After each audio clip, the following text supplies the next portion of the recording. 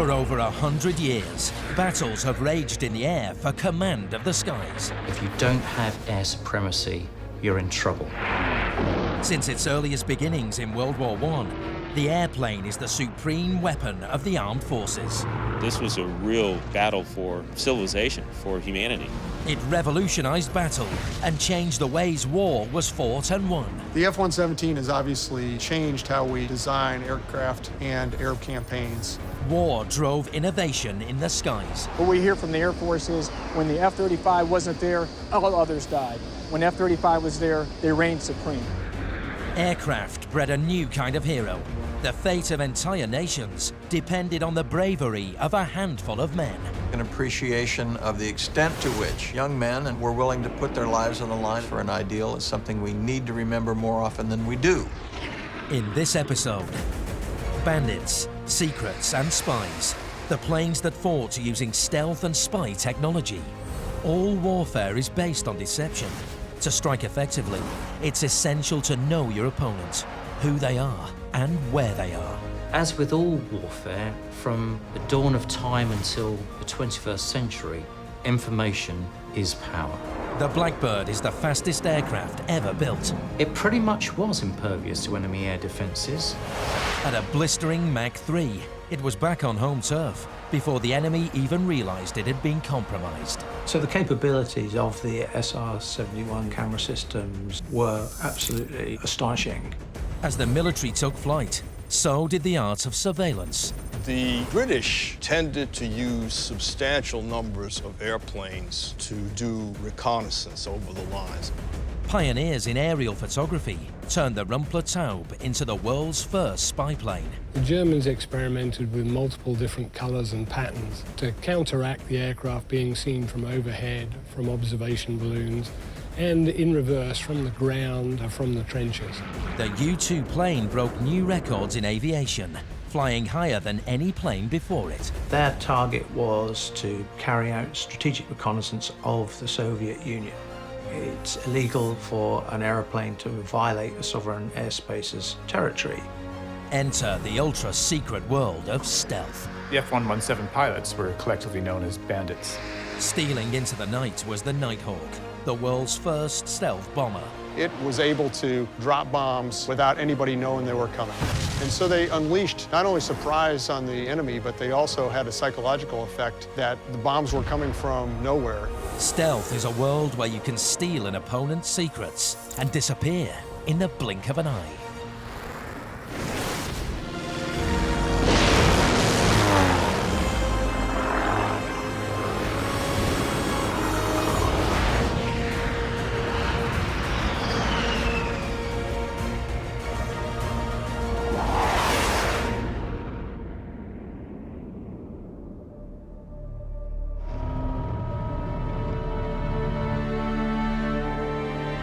It's the 1950s.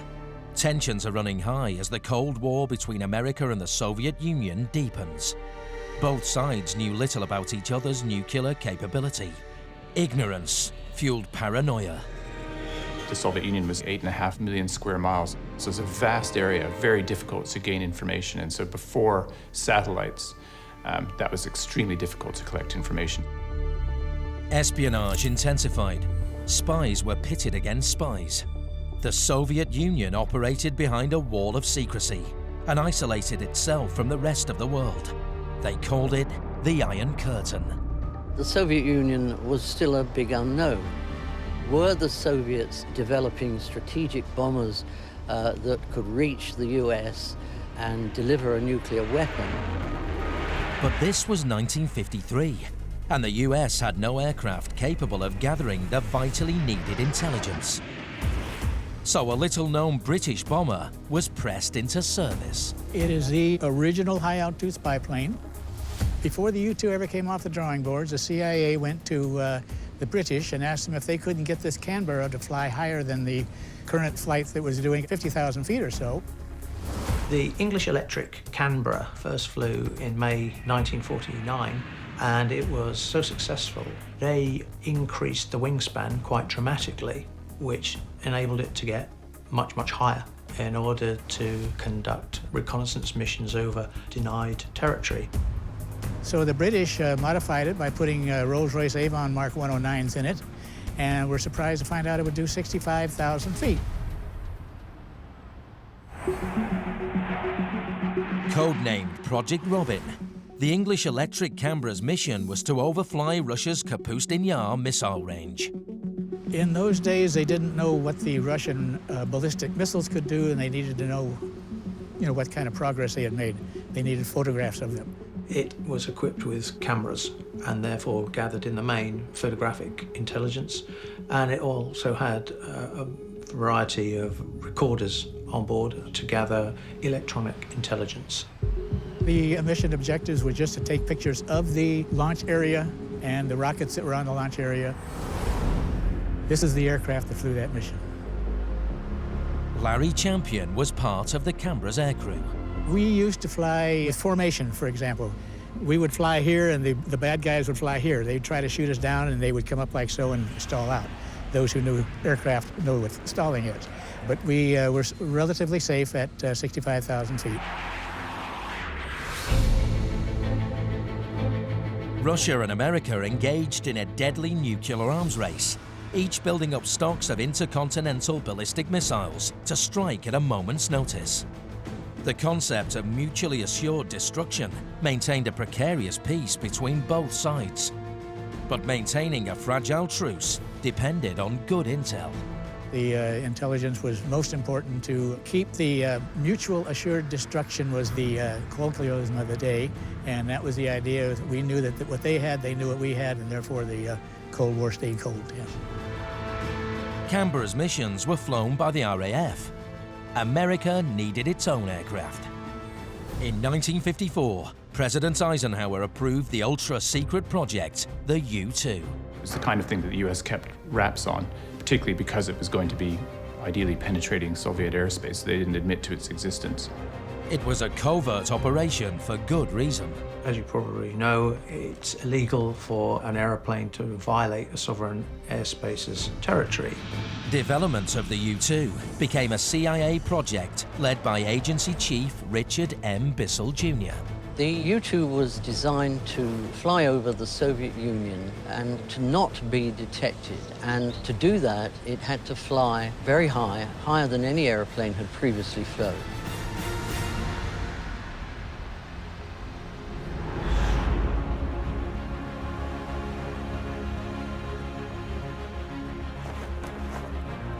And this one is certainly unique because you're flying at the very edge of the stratosphere, wearing a full pressure suit, flying over maybe some unfriendly territory or areas that puts you, the pilot, in some very difficult situations that you have to deal with on your own.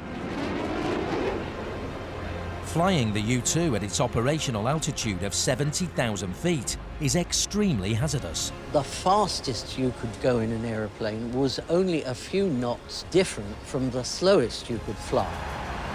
Pilots call it coffin corner.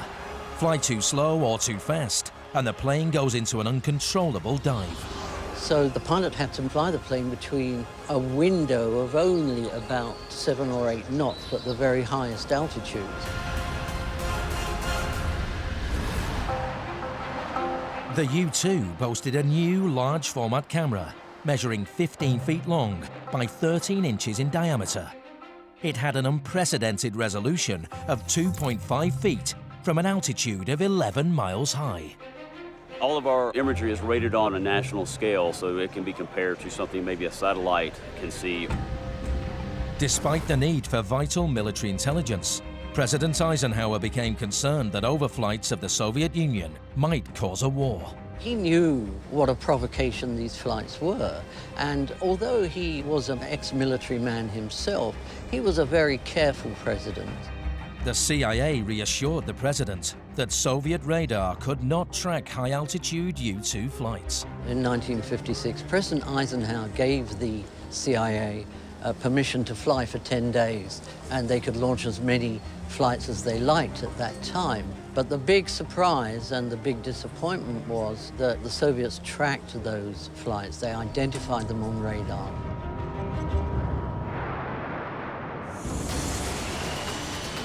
These were black ops, secret and covert operations arranged by the government.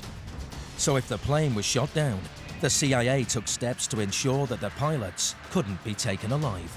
When the U-2 first started flying over the Soviet Union in 1956, the pilots were given a means to commit suicide in the form of cyanide pills. They faced a stark choice: capture or suicide. Legend has it that one of the pilots who took out sweets with him nearly mistook the suicide pill for one of his candies. But it really is a legend because the U-2 pilots were encased in a pressure suit and a pressure helmet. The CIA took steps to make sure there were no mistakes. The CIA later changed from the pills to a rather clever disguised cyanide-tipped needle and hiding it inside a silver dollar because they just simply thought the Russians would not discover that, whereas they might have discovered the suicide pills.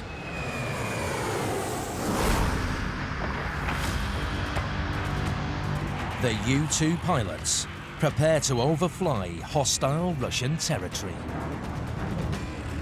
U-2 operations to spy on the Soviet Union began in 1956. And one pilot in particular would soon embark on a top-secret mission that would stretch US-Russia relations to breaking point. It's the height of the Cold War. Both sides unleash their spies to discover the secrets of their opponent. The US developed stealth technology as part of its armory. Although the Soviets could track the U-2 in the northern parts of its territory, the Russians weren't aware that Moscow and Leningrad had been photographed.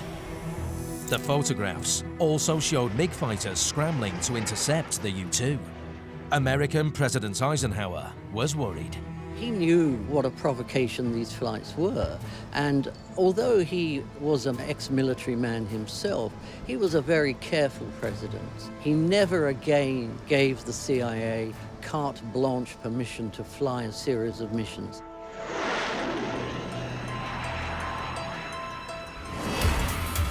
By the end of the 1950s, tensions reached breaking point between the US and Soviet Russia. Cold War rhetoric threatened nuclear war. Russian Premier Nikita Khrushchev boasted that a Soviet missile could deliver a 5-megaton warhead 8,000 miles away. America needed to know the facts. Could they launch intercontinental ballistic missiles from their own territory over the pole and onto US targets? Even though the CIA knew that the Soviets could spot the American U-2 planes on their radar, the missions continued. They knew that they could still outfly the missiles, i.e. the altitude of the U-2 was sufficient that the Soviet surface-to-air missiles couldn't quite reach them. So they were still able to fly this aircraft without being intercepted. Even if the Soviets could actually detect them, they weren't able to do anything about it. Gary Powers was chosen for Operation Grand Slam. He was their most experienced pilot, with a record of 27 successful missions. But this mission would be different. Unlike the previous missions, which launched and recovered to the same base, this was going to be a mission that's going to fly all the way across the Soviet Union, launching from Pakistan, but landing in Norway. The flight plan was scheduled for May the 1st. This would prove to be a mistake. The date of May 1st was problematic for the mission simply because it's a Soviet holiday, it's May Day. That meant there was very little air traffic at the time. As a result, then any flight, any incursion to Soviet airspace was that much more noticeable. The Soviets began tracking the U-2 15 miles outside its border. He reached a point 3.5 hours into his mission over Sverdlovsk, where the Soviet Union had a significant number of their new surface-to-air missiles, the SA-2. The Soviets targeted their SA-2 surface-to-air missiles on Gary Powers. They launched a total of 8 missiles that day from 3 different sites, and just one of those missiles nearly reached the U-2. The missile had a proximity fuse designed to explode when it got close to its target. One of the missiles that had engaged the U-2 of Gary Powers then explodes near the aircraft, knocking off one of the wings, making it unflyable. Powers had no choice but to bail. The G-forces were pinning him forward in the plane, and he realized that if he tried to eject, he'd probably have his legs cut off by the canopy rail because he was pressed forward. So he opened the canopy and was sucked out and then dangling by his oxygen cord. He was desperately trying to free himself while the plane was in free fall and was unable as a result to hit the self-destruct button. The dying U-2 was still loaded with spy cameras and incriminating film. But the CIA had made contingency plans for a crash. There were a set of destruct switches in the cockpit which would operate an explosive charge to disable the camera and its film, so that hopefully, even though the wreckage would break up, that was a big camera, but the evidence that it had been taking pictures would be destroyed by this explosive charge. But those switches were beyond his reach as he bailed out of the plane. Powers survived the missile strike and was quickly captured. The crash didn't completely destroy the U-2, and the Soviets were able to identify much of the equipment. So initially it was thought that he probably had not survived the crash. Information didn't come out immediately that he had survived this. On the 3rd of May, NASA announced that one of its aircraft making a high-altitude weather research flight in Turkey was missing. Russian Premier Nikita Khrushchev remained silent. The Americans stuck to their story. On May the 7th, the Russians paraded Gary Powers to the world and revealed that he confessed to spying on the Soviet Union. The US was caught in a lie. They had to admit the missions. So Eisenhower has to make a public statement. It was essentially unprecedented at the time, saying that yes, we have conducted these missions. Premier Khrushchev had no hesitation in exposing America's spy operation to the world's press. They wanted to put him on trial, a show trial, all part of Khrushchev's big propaganda effort to exploit this incident for all it was worth. Gary Powers' trial began on the 17th of August 1960. He apologized to the Soviets and was sentenced to 3 years in prison.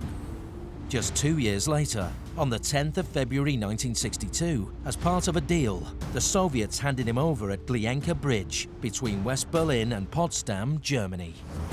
More than 50 years after its first flight, the U-2 remains in frontline service. The U-2 designed in the 50s, first flight in 1955. Certainly not the same aircraft that our grandfathers would have flown. This one's now the S model.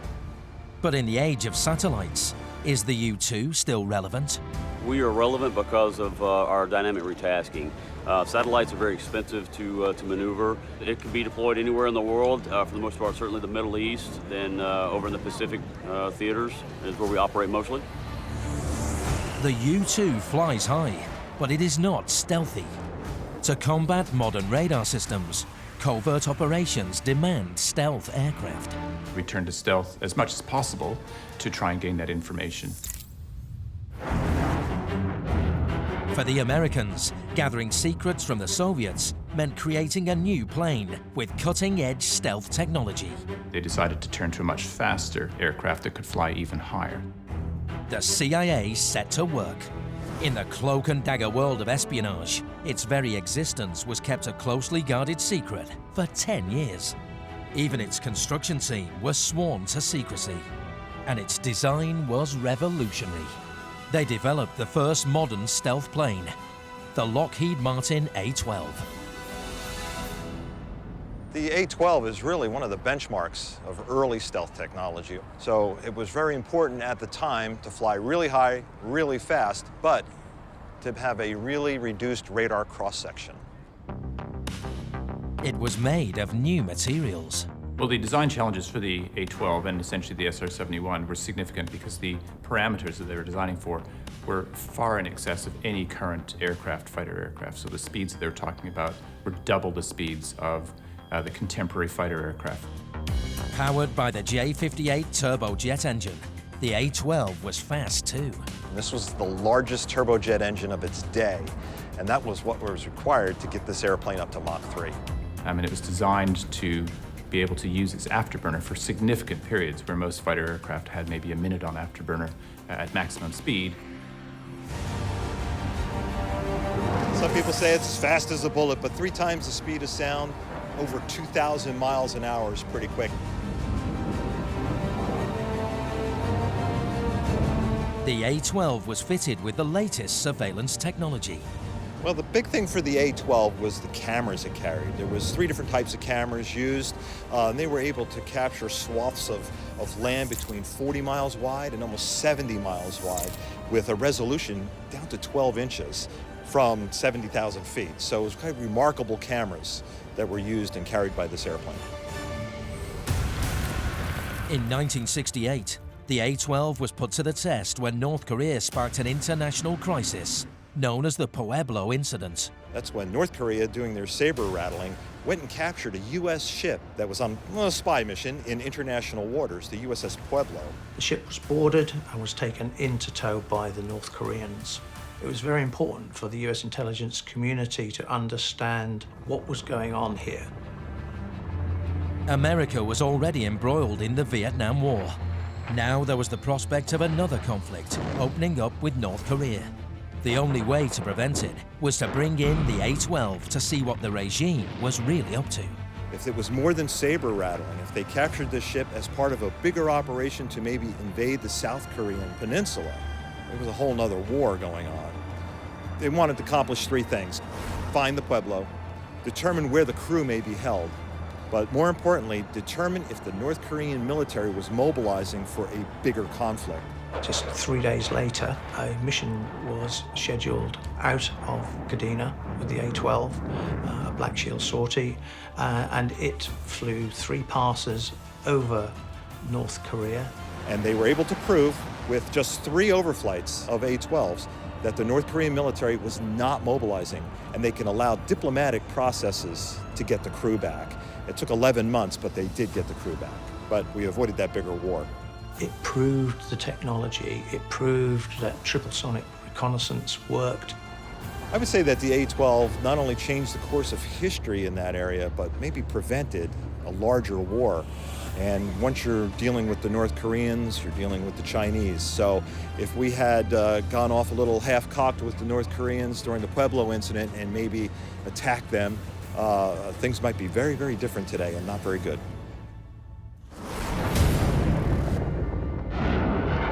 By the 1960s, global tensions threatened to descend into all-out war.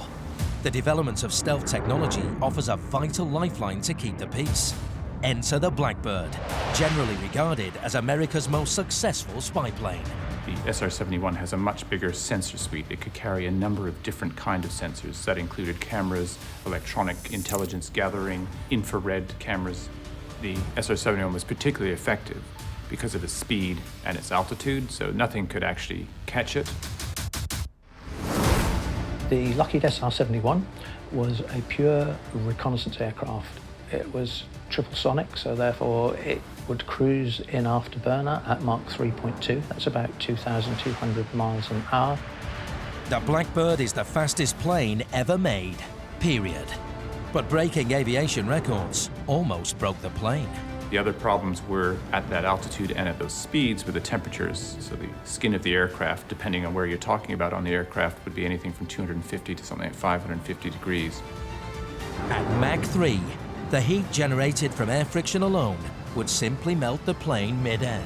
So they had to find new solutions, and things like aluminum structures simply weren't up to the task, so they had to turn to new materials such as titanium. The interesting side story is that the titanium reserves in the US were actually quite insignificant, and most of this titanium could be found in the Soviet Union. So they had to use third parties and front companies as a sort of subterfuge to manage to get enough titanium to build the A-12 and the SR-71. So the Soviet Union actually helps build the SR-71 and the A-12.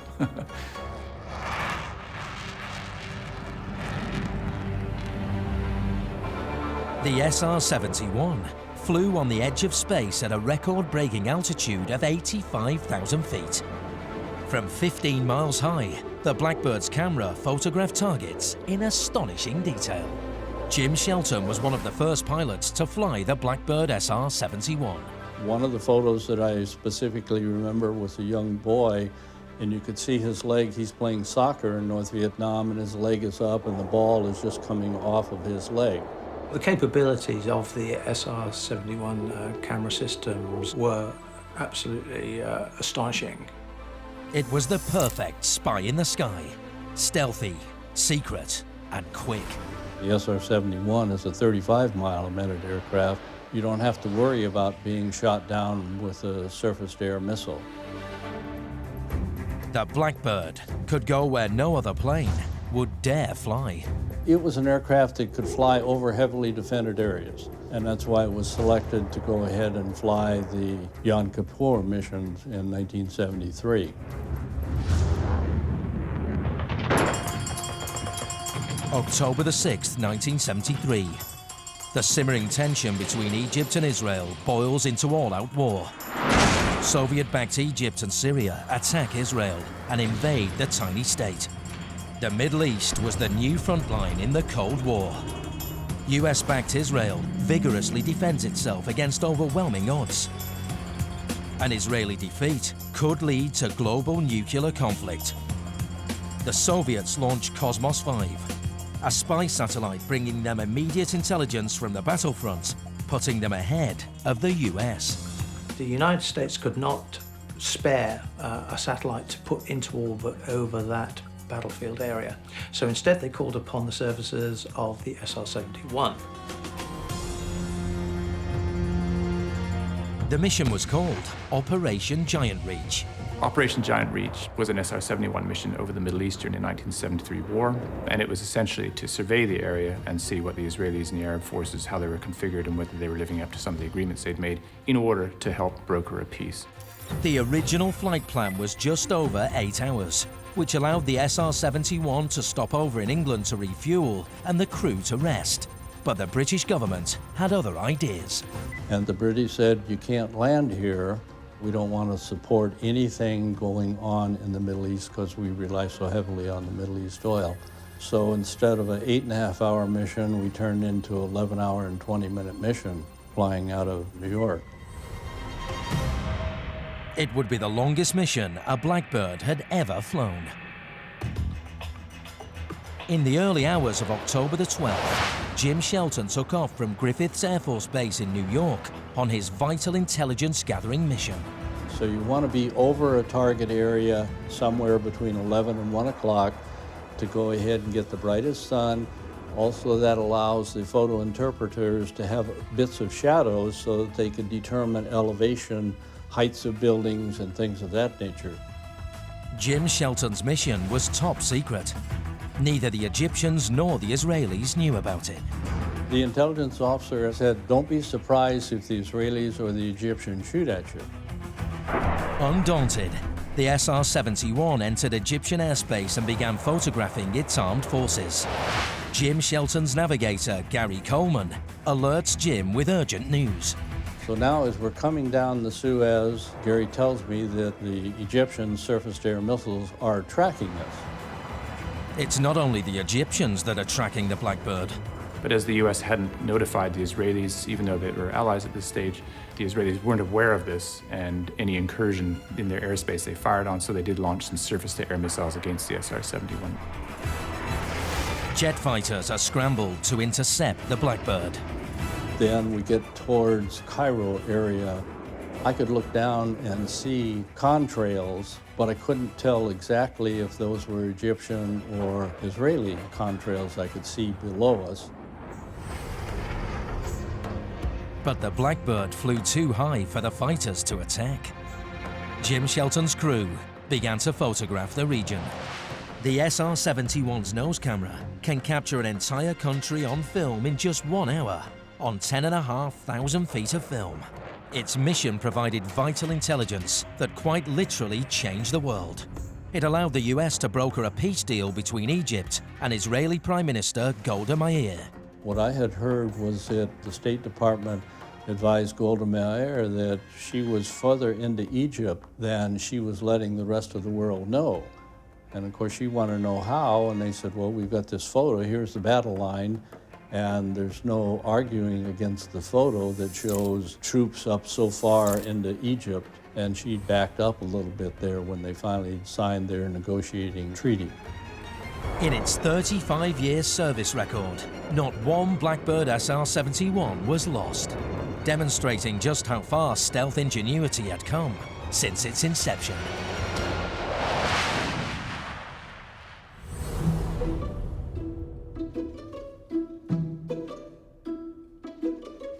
Stealth technology has its roots back in World War I, when Germany's Rumpler-Taube aircraft experimented with camouflage. You can barely see them when they come over the lines, and to try to position yourself to intercept them when they're coming back is almost impossible. The Rumpler-Taube was used for reconnaissance. It was the first of its kind. It had a translucent fuselage, which made it very difficult for ground-based observers to detect. The early Rumpler-Taubes were very, actually flimsy aircraft, and because of the nature of the linen covering the fuselage and the wings and the tail, they're almost invisible from the ground because it's like looking right through them if the sun is shining. These reconnaissance aircraft also had an early form of stealth technology applied to their wings. It's called the lozenge camouflage. The Germans experimented with multiple different colors and patterns to counteract the aircraft being seen from overhead, from observation balloons, and in reverse from the ground, from the trenches. From the outset, aircraft proved its ability to capture vital intel through reconnaissance. In World War II, British radar technology brought even greater powers of intelligence gathering. There were stations, hundreds of stations across the coast, all the way up from Scotland, all the way down the south coast as well. What was critical about the radars was that they were able to tell that something was coming in at what height, what distance, which direction it was travelling. So it was tracking something coming through and how many were coming in. So we needed to know how many bombers were coming in, how many Messerschmitts were coming in supporting those bombers, and therefore how many fighters and which squadrons we needed to get up into the air. Both sides were in a race to develop the best radar systems. But as soon as one side gained an advantage, the other side found ways to block it. Germany had perfected a top-secret airborne radar system known as Liechtenstein, an aircraft-mounted radar that was state-of-the-art. Okay, Liechtenstein radar is a German airborne radar that's used to detect, track, and then attack Allied bombers in the Allied bomber offensive. It's the mainstay of the German night fighters, and more advanced than the kind of designs that the Allies had at the time. The struggle for dominance between Germany and Britain intensified as both sides engaged in a technological arms race. It's a constant battle between innovation in radar and stealth technology. May the 9th, 1943, on the German-occupied airfield of Aalborg, Denmark, Luftwaffe flying ace Heinrich Schmidt takes off in his Junkers with 2 other crewmen and disappears into the mist. The aircraft is one of the first 12 Junkers Ju-88 fitted with the new radar system. But Schmidt is not planning a raid. He's defecting. Pilot Heinrich Schmidt cannot reconcile his love of flying with the Luftwaffe's bombing campaign. Schmidt was very disillusioned, I think, with the German regime at the time. After a raid on the undefended Spanish town of Guernica, the pilots were taken on a visit to see the devastation they'd caused on the ground. He was shown the devastation afterwards, a number of bodies of women and children, and then swore not to use air power again offensively, regardless of the kind of situation. Schmidt was horrified. And as a result, he was determined to defect and also hand then the British this copy of the Liechtenstein radar, hoping to at least give the British a leg up. Schmidt had a fiancée, and she was Jewish. While he was away flying, she was taken to a concentration camp and executed. So Schmidt was determined to defeat the Nazis, whatever the cost. He began feeding intelligence reports to his father in Switzerland, a former German diplomat who had also rejected the Nazi cause. Helped by his father, he began to live 2 lives on the base, one as a pilot, the second as a spy. And help was close at hand. The second crew member was Paul Rosenberg. He was partly Jewish, which is quite unusual in the Luftwaffe at the time, so he was also politically motivated to defect. Schmidt's chance came when his crew was sent out on a sortie to shoot down an unarmed civilian Mosquito plane flying from Scotland to neutral Sweden. On May the 9th, 1943, they set off. They flew out towards the North Sea, keeping the aircraft below radar. A few miles from the Scottish coast, Schmidt appears on Allied radar, and 2 Spitfires are scrambled from RAF Dice. They're quickly intercepted, and Schmidt waggles his wingtips to announce their intention to surrender. Allied planes escort the Junkers back to the airfield. The prize Liechtenstein technology is handed to the Allied scientists. Schmidt and Rosenberger had given the British a vital advantage over the Luftwaffe. From its earliest beginnings, stealth technology has provided crucial intelligence to military commanders and world leaders. For nearly 80 years, spies ruled the skies, but the holy grail of invisibility eluded the US Air Force until the arrival of a game-changer. The Lockheed F-117, otherwise known as the Nighthawk. But this wasn't just a spy plane. This one can take out the opposition. The key combat role for the Nighthawk during Gulf War was attacking high-value and highly defended targets in the heart of Baghdad. The Nighthawk was the world's first true stealth bomber. Partly driving the need for stealth was the US experience in Vietnam, where they lost a lot of aircraft due to Soviet-controlled surface-to-air missiles in North Vietnam. The program to develop the Nighthawk was a black ops project. Very few people in the Pentagon even knew it existed. The aircraft was delivered to the United States Air Force in 1982 through 1990. Through most of that period, it was a program in secret that the United States Air Force kept from the public and the world. The Nighthawk's distinctive angular lines make it undetectable by radar. The engine's exhausts are 2 rectangular slits located above its wings to reduce infrared emissions, and its distinctive faceting reduces radar detection. Faceting is the use of flat panels to diffract radar signals. So radar energy, the radio energy from a radar, is diffracted in such a way that it doesn't return to the radar dish. Therefore, there's no radar return. It has a radar signature smaller than a marble, but its angular, stealthy shape makes it inherently unstable in flight. The aircraft has very poor aerodynamic qualities, so it needs a computer to fly it. It's essentially an unstable aircraft, not designed with aerodynamics in mind, but stealth in mind, and that was first and foremost. And they showed me this F-117, the stealth fighter, the first one coming down the assembly line. And I looked at that airplane, I said, it'll never fly, but it'll sure make a nice tie tack. The Nighthawk requires constant flight corrections from a computer to maintain flight. The shape of the airplane does make you think that there's a lot of ones and zeros making that thing fly, and it has 4 computers that make the thing fly. Without those computers, the airplane won't fly. The F-117 is silent, stealthy, and comes with a powerful sting in its tail. Armed with laser-guided bombs, it eliminates hardened ground targets with devastating efficiency.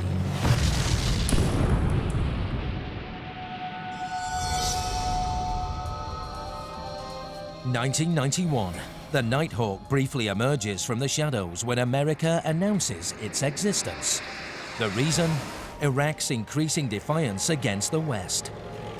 International tensions run high, but Iraq refuses to back down. Iraqi dictator Saddam Hussein declares that he's preparing for the mother of all battles. The Nighthawk is about to play a crucial role. On the 17th of January 1991, Desert Storm kicked off.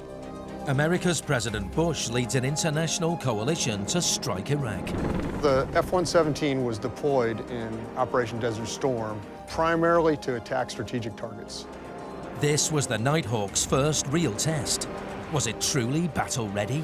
The F-117 Nighthawk really did receive a true baptism of fire during the Gulf War, when it was picked against some of the most highly defended targets on the planet.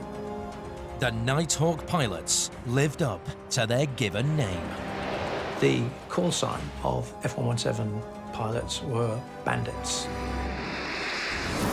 The F-117 fleet began their long journey from the US, finally landing in Saudi Arabia on the 20th of August after a grueling 15-hour non-stop flight. The F-117 struck early in the morning on the 17th of January 1991, directly into Baghdad. And the intent is that using the stealth capability of the F-117, we could employ more stealth by taking out the eyes and ears of the Iraqi leadership.